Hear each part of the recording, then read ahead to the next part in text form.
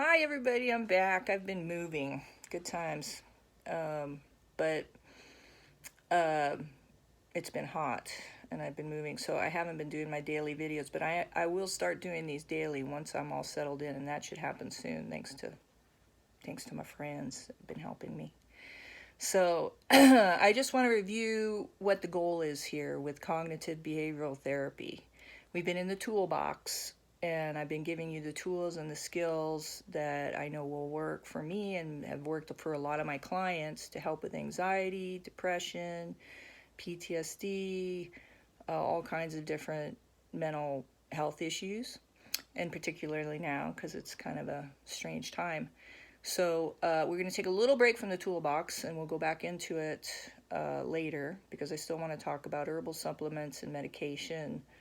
Uh, but what we're going to talk about today is kind of the goal, kind of a review of cognitive behavioral therapy. So what we're trying to do is create neural pathways in our brain. This is Van Gogh's almond tree. It's one of my favorites. I had an almond tree that was just beautiful in my backyard. So one thing you notice about trees is some of the branches kind of go dormant, and then you have to trim them because otherwise it'll take away from the life of the tree. So if you see on Van Gogh's almond tree here, we have branches that have the blossoms, and then there's some that, kind of look like they don't have anything on them. Okay, what does that have to do with my brain, Michelle? Well, inside your brain, there's all these neurons, and they're nerve cells, and they are insulated with fat, and that's important because you need your omega fatty acids. And it's like electrical cord because there's electricity going on in your brain. Your brain is 80% fat. So if somebody calls you a fathead, it's kind of true. But you need to take care of your brain so that these pathways don't short circuit on you or that the dormant ones don't blossom back up. Because when we create a habit, what's happening in our brain is these nerve cells are connecting up, and then we have a thought, we have a feeling, and then we have a reaction. So maybe you have a reaction or a habit that you want to change. Like I come home from work, I drink a beer, I sit on the couch. Okay, you notice you're getting a little beer belly. Maybe you want to change that. So you come home, you do anything but drink the beer and sit on the couch. You walk the dog, you exercise, you start eating better, whatever. That's how you create a new neural pathway. Okay, the old one of sitting on the couch and drinking the beer, that's going to be there for the rest of your life because you've already strengthened it.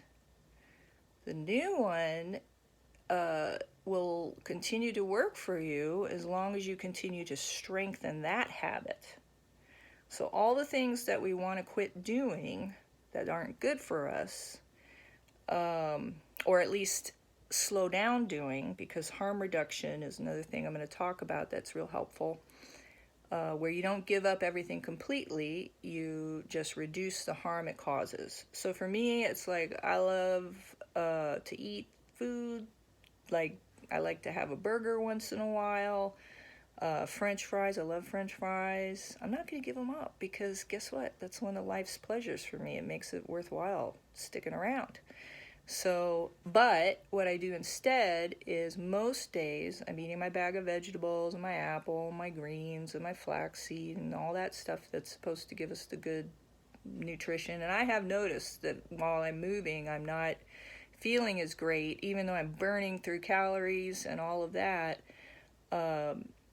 I feel bloated and kind of swollen and not as ripped as I like to feel. And I believe that's because I'm not eating my bag of vegetables a day. So it's not so much you have to give up those things you like unless you're addicted to them physiologically, which alcohol and sugar are really powerful ones. But we'll talk more about those types of addictions. I just want to get you straight on with cognitive behavioral therapy. What we're doing is we are learning how to have responses and habits that we want to have that are going to be healthy for us. So what we need to be doing is feeding these branches, because this branch will always be there now that we've created it, and we're going to have to kind of watch it to make sure that this branch is stronger. So if you are reacting because your partner says something you don't like, you want to change it 7 times. If you don't do the old response or the old reaction, you've started a new neural pathway. So 7 times in a row. So if you go 4 times and then you lose your shit and you yell at somebody, then you got to start over again and get to the 7. Once you get to the 7, you got to keep it going to make this one stronger than this one, because it depends on how long you've been doing this one, how much, stronger this one needs to be. So stopping yourself, realize what you're thinking, what you're feeling, how you're reacting, what are the habits and the reactions you want to change. Maybe you procrastinate and you want to change that. Well, guess what? 7 times you're going to show up early to that meeting, 15 minutes or whatever. And if you're on Zoom, you're going to put your pants on and you're going to go to the meeting 15 minutes early. And you see how it feels. That's the other thing. You're going to connect up with, how does this new habit feel compared to the old habit? And that's going to reinforce it for you. And we're going to talk about different ways to motivate yourself further on too. And you can ask me questions in the comment section and I will get back to you. And I hope you all are safe, and I will talk to you again in the next day. I'm going to try to do these daily now that I'm moved in.